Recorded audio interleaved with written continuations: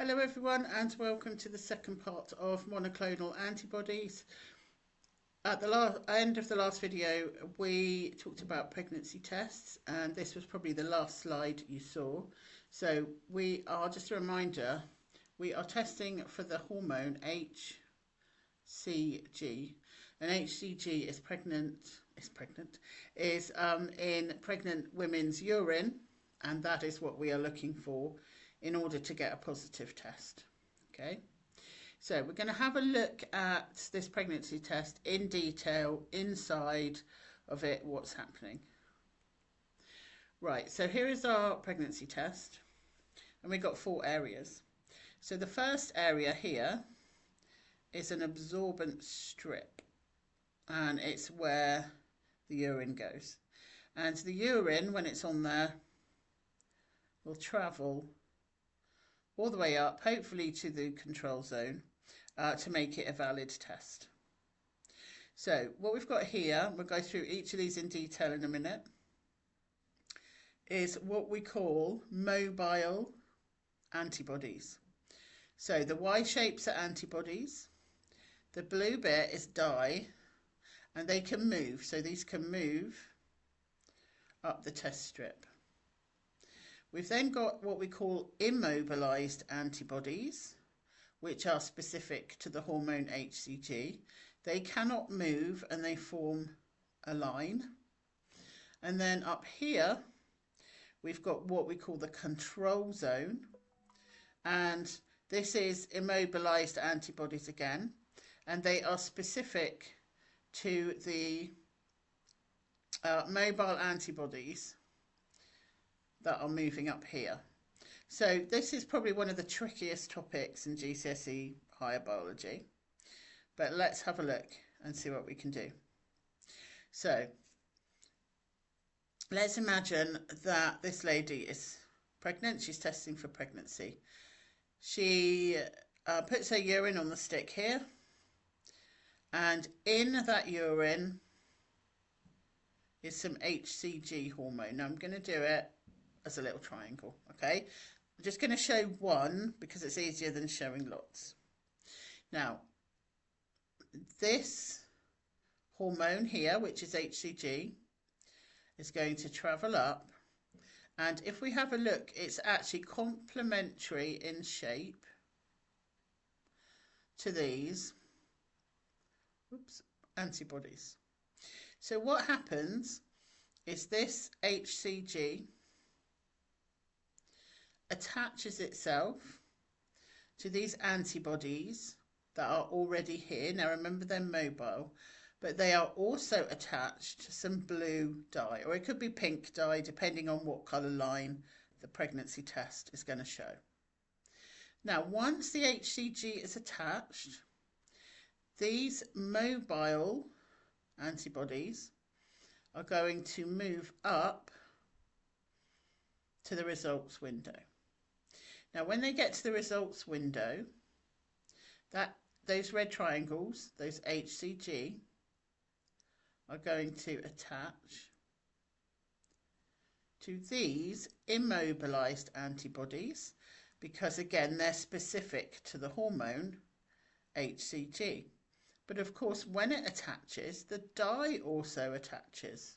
Now I haven't got a blue, but if the dye attaches too, we're going to see, in this case, a blue line, because the hormone is complementary to the immobilized antibody, and it's attached to a bead of dye, which is blue, and what we will see is a blue line here.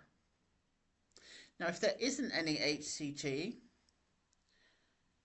here, it can't attach to the antibodies, it can't be moved up here, therefore it can't attach to these antibodies with the dye, so there will be no line at all if there's no hormone.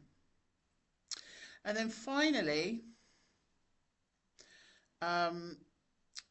these antibodies are specific to these mobile ones, and we will get a line here, and that line shows us that the test is valid, it's worked properly. If we don't get our control line, the test hasn't worked properly. It could be that there wasn't enough urine, so it hasn't managed to come all the way up the test. It could be that it's a faulty test, but the usual one is there's not enough urine, or it's not been left in the urine long enough. Okay, so hopefully that's given you an idea. So if we have the coloured line in the results window and a coloured line in the control zone, it has worked correctly. If we have no line in the results window but a coloured line in the control zone, it has worked correctly, but the lady is not pregnant.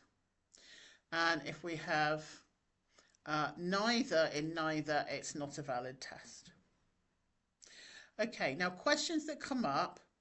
It used to be just pregnancy tests, but in the higher papers, sometimes they swap it over a bit, and they might do tests for COVID, which work in the same way, or steroids, or what was the other one I saw? A certain strain of flu. Okay, so they might bring up those, but the tests themselves work in the same way. So let's have a look at a few questions. Right, now the first question is jumping back to the last video because I couldn't fit any questions on that one, and it's all to do with making the monoclonal antibodies. Now when I put it up, what I want you to do is pause the video and just read it really carefully. Okay, so here we go. So our question is, describe how scientists make monoclonal antibodies using the cell created when a mouse lymphocyte and a tumour cell combine. Now, you probably remember from the last video how to make them, but what they want here is just the bit where the mouse lymphocyte, the white blood cell that's producing the antibodies, and the tumour cell are brought together in a petri dish, wherever, and start from there. So feel free to pause if you want to have a think about it, but I'm going to have a go with the answers now. So when they're brought together, it is called a hybridoma. Now remember, state the obvious always, because it hasn't said that in the question. So this will create a hybridoma. Now that may or may not be on the mark scheme depending on exactly where you want them to start, but let's put it there so we know where we are. Now after the hybridoma, what happens is the white blood cells start reproducing and form clones of themselves. And now as they form clones, they produce either identical antibodies, or you could say monoclonal antibodies. Now that's enough probably for 3, but they also purify these antibodies for use either in medicine, whatever they're using them for. So congratulations if you got those words. Let's just have a look at the mark schemes. It's always good to have a look and double check. So any 3 from just saying clone or cloned, you don't even have to name the white blood cell. Clone. Many cells are produced, or many identical cells are produced. All the cells make the same antibody, and the antibodies are collected and purified. All right, so actually hybridoma wasn't on there. That was kind of bringing them together. It didn't need that word, but we put it down just in case. And what you'll probably notice from this smart scheme is you don't have to write loads. Okay, we don't have to write loads. We just have to get the keywords as usual. All right, let's go on to the next question and see how we get on with this one.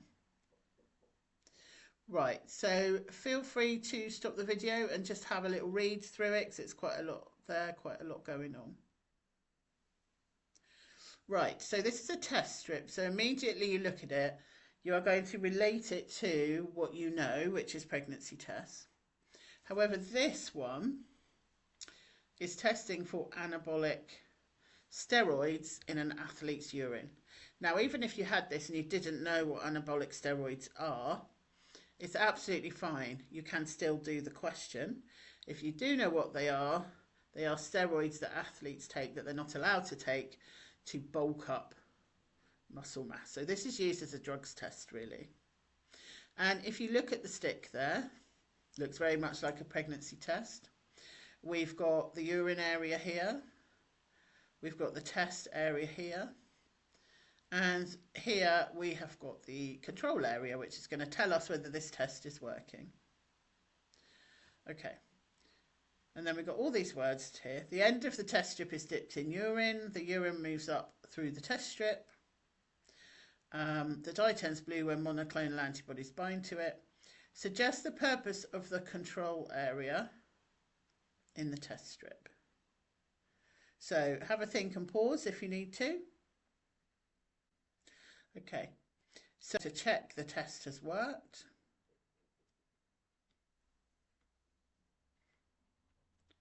Or something like, to make sure the test is valid.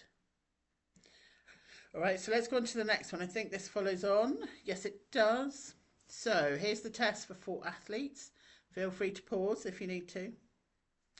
Describe the evidence in figure 2 that shows the test for athlete B has not worked. And we need the evidence that it's not worked and then a possible reason why it hasn't worked. And it's a suggest, so we can find something sensible why it might not have worked. So evidence, which one are you going for? Athlete B, so this one. So we have a look. We go, there's nothing in the control window. So the evidence is no line in control window. And then a possible reason. Well, the most likely one is not enough urine on the test strip.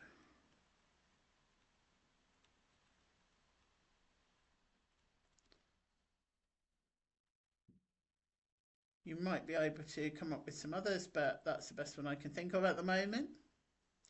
And then the next one, which athlete has tested positive for anabolic steroids in their uniform? So we're going to have a look for 2 that have blue dye in both windows. So it's going to be this one. So this is positive test, and this is the control window to check it's worked. So it is going to be D. Right, so even if you don't know what anabolic steroids are, it's fine, you can still do the question. Okay. Right, let's have a look at the next one. So this is probably one of the hardest ones because it's a bit out of context. So feel free to pause if you need to. The figure below shows how HIV enters a human cell. Okay, so it's giving you information here. This is the HIV virus, and it's got its antigen on the outside. And it even gives you clues. HIV antigen binding site is here. Okay. So then it tells you what happens. So the HIV antigen is binding with the HIV antigen binding site. And then the HIV virus releases its genetic material into this human cell. Okay, so this is just giving you information.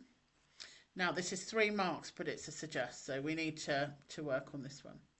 Suggest how the monoclonal antibody for HIV helps to prevent a person infected with HIV developing AIDS.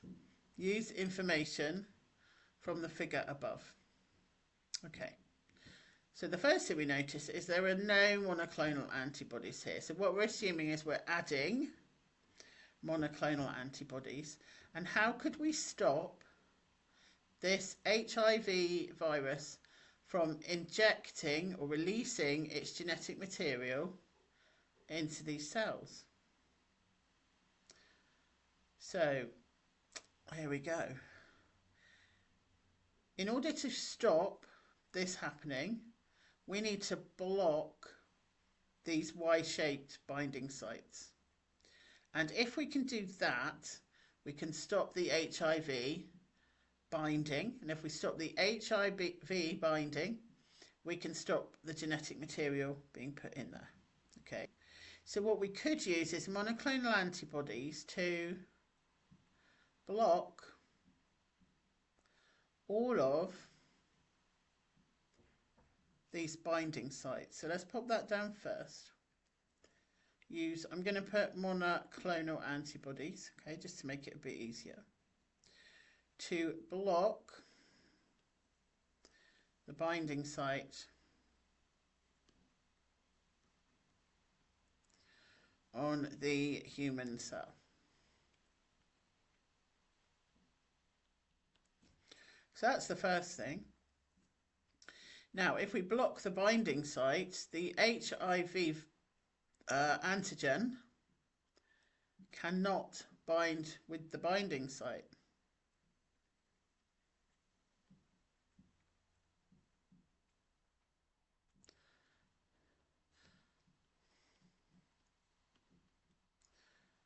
Okay. And therefore, the HIV cannot release genetic material into the human cell.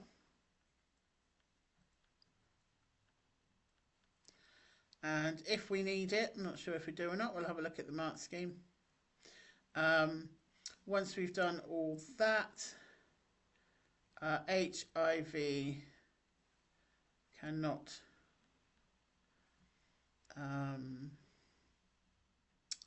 develop AIDS because the genetic material is not getting into the human body cells. Right, we'll just have a quick look at the mark scheme just to make sure we're all okay there. So the monoclonal antibody is complementary or specific to the HIV antigen. Monoclonal antibodies attach to the HIV antigen, so HIV cannot bind to the human cell, or HIV genetic material cannot enter. Or you could go the bottom route. Monoclonal antibody is complementary or specific to the HIV antigen. It attaches to the HIV antigens. Drug destroys the virus. So if that monoclonal antibody had drugs within it, you could take this alternative route. And because it's a suggest, that's a perfectly adequate description. Right, hopefully monoclonal antibodies now has become a little bit clearer. It is a tricky topic. I will see you on the next video. Take care, everyone. See you soon. Bye.